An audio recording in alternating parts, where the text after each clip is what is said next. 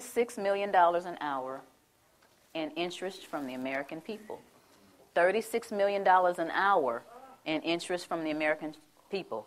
My children, my two children, were born $86,000 in debt based on the national debt. Now, why am I going to take away from those children to give to somebody that is going to be born in 2030? That's not going to happen.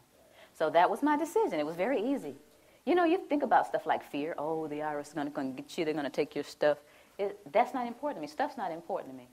My children are important to me. I'm one of those mothers that will roll up her sleeves with one leg and try to whoop you if you mess with my children. And I think that a lot of mothers are like that. So this is what my decision was. And I went on and started educating people.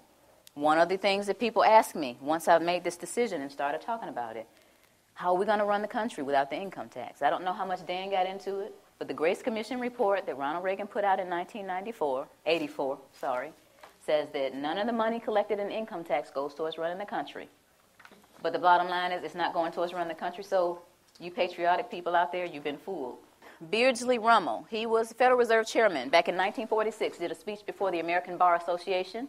The title of his speech was Taxes for Revenue Are Obsolete.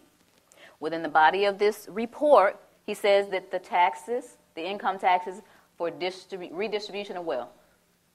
What is redistribution of wealth? What is that? That's taking from me that I've worked hard for and giving it from somebody else to somebody else. Shouldn't I have the right to redistribute my wealth if I want to? Another question that they ask me is, how come I haven't heard this on TV or on the radio or in the newspaper? Well, sweetie, the simple answer to that is the same people who own the television stations and the newspapers and the radio stations are the same people who are involved with the Federal Reserve. And here is a little statement that says that it only requires 5% ownership to significantly influence the media. Rockefeller is one of the original shareholders of the Federal Reserve. As early as 1963, the House Banking Subcommittee reported that Rockefeller, through Chase Manhattan Bank, controlled 5.9% of the stock in CBS and the bank and gained interlocking directorates with ABC. I went all the way through high school, all the way through college, all the way through testing for the CPA, and all this Irish training and didn't hear about any of this. You think they want this information out here? For you guys to eat up and chew up and find out what's really going on? I don't think so. Now, another one. Why don't we just tell our elected officials about this?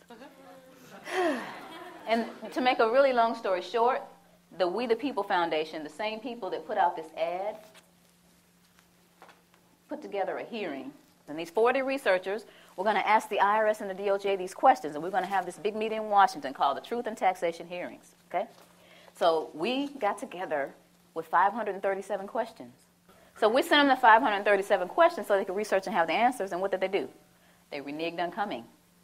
They signed off on it, but they reneged on coming. So you all didn't get to hear the truth. We went on and had the hearings anyway, put it on CD, marched around Washington, giving it to all 535 congressmen and senators. Please look at this information.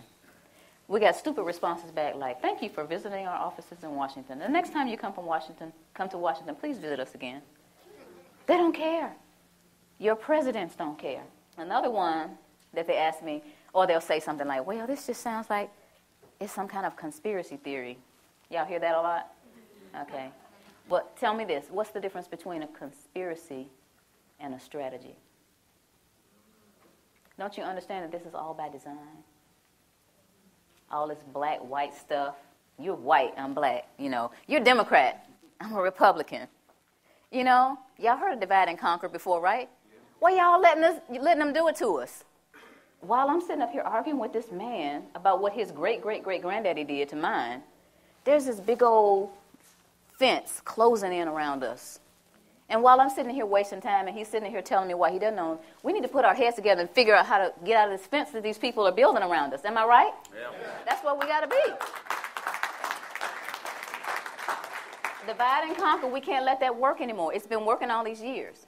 Then we need to get together and understand. First of all, you need to understand what is going on with your money. You work hard.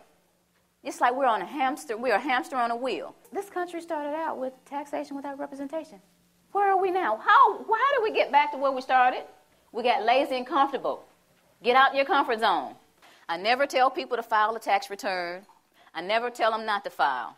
I never tell people to pay taxes, and I never tell them not to pay. What I tell people is to do your own research, do your due diligence, and decide whether or not you're going to be a slave or get off the plantation. That's your choice. So in essence, you're wasting time. As long as you continue to feed the monster's going to grow. They're going to laugh in your faces. Any kind of cause that you have, anything that you're trying to do in your life concerning getting things back on track with our country, the way it's supposed to be, you're going to get laughed at because you continue to give them the money to do whatever it is they're doing to us. A lot of people don't care. A lot of people get the money taken out of their checks and they actually think they're getting, I get back $3,000 every year. They don't take anything from me. I say, sweetie, look at your W-2. They took $14,000. They gave you back $3,000 of your own money. Oh.